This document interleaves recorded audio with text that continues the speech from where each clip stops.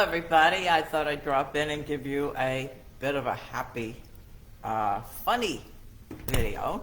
And this is one that actually occurred, but it's not in Tainted Seas. Tainted Seas was way too long when I first wrote it, so some things had to be cut. So this story had to be cut, so I'll just tell it to you today. Okay, I'm married to a sailor bud, and we live on Old Town Road, Charleston, South Carolina. And my husband has, his ship was not supposed to be in, but they had engine problems and they came in, and because the ship was in the shipyard, they had a lot of time. So my husband decides that this would be the great time to throw a dinner. Now I'm going to step out of the time frame here, and I want to know this, ladies.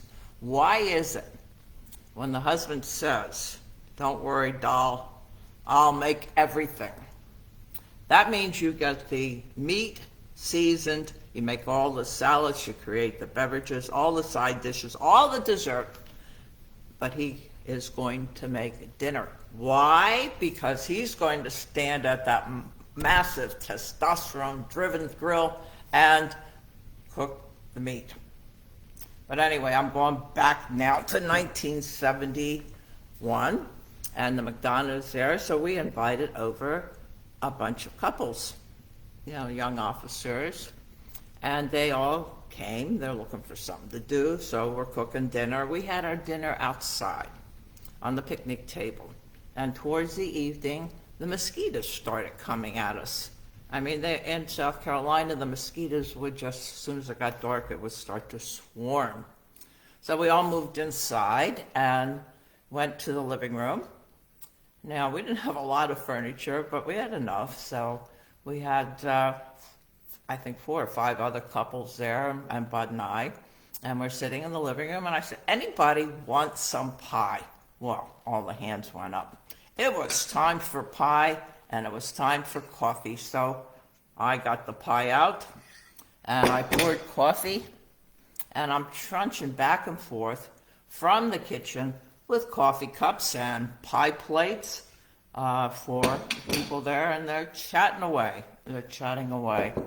So I'm about to deliver the last pie plate, and I go into the living room, and the mood has sombered, and everybody is sort of quiet.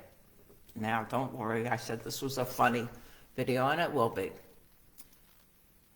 Now, you understand that all of these men have been to Vietnam, and one of the concerns is that they might lose their life, to both the sailor and to the wife. So I go in, and my husband's friend George, the Marine, you could see he had a look on his face that was very, very sad, and just one tear escaped down his face. Now, he's a Marine, so he can't have that, so he sort of wipes it away and covering up. So I delivered the last piece of pie and sat next to my husband. And George, the Marine, says, "If anything happened to me, I would want my Glory to get married again. Somebody to take care of her and be there for her." Well, his wife, Gloria, who was sitting on the floor next, sort of puts her hands on her hips and says, "What do you mean, take care of me?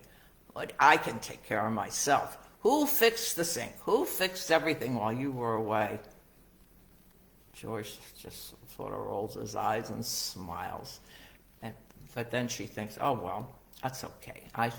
It's a nice thought." And she sort of snuggles up to him and says, "Thank you, George." So this is going around, and there was another gal there with another sailor. The couple were married, and she says, "Oh, I would want so much for my Jerry to get remarried. I really would. I would want him to be so happy." So now I take a look at my husband. I'm sitting next to him where I can see his face, and his eyes sort of go up to the side. Bud's thinking. I'm thinking, oh no, what is he thinking? So Goes on again. Jerry says, oh, that's so sweet.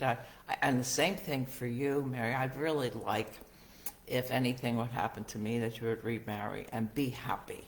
I would want you to be happy. And this continued round, and the next couple, same thing. Oh, I don't know. The one gal says, I don't know if anybody could put up with my husband.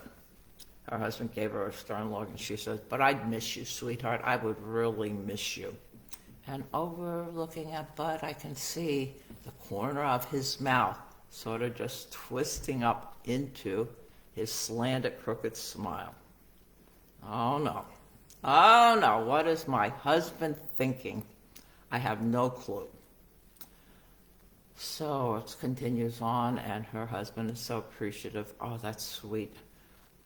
But yes, I would miss you terribly, but I wouldn't want you to be alone either if something would happen to me. And it was really turning into the sweetest little discussion. And all of a sudden I saw Bud sort of rub his chin. And now he's starting to laugh. I mean, this isn't funny. What the heck is my husband laughing about? And he just could not hold it back anymore. So his mate George, the Marine, says, what the hell are you laughing at, Bud? This isn't funny. This is serious talk.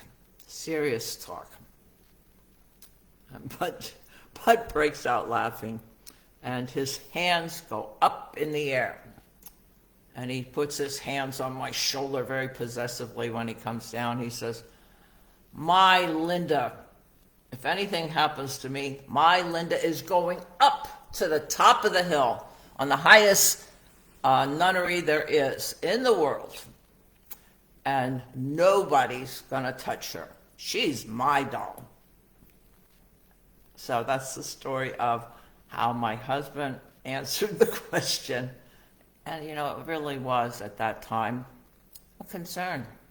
Because we as wives didn't know where our husbands were going. We all knew, but they didn't tell us officially.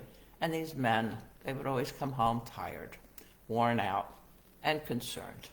So I hope you enjoyed that. It's just a short little thing that was cut out of Tainted Seas. And until next time, guys, I send you a virtual hug, a virtual kiss. Oops, try that again. Virtual kiss, virtual hug, and say see you again. Thank you for tuning in. Have a wonderful rest of the day. Bye now.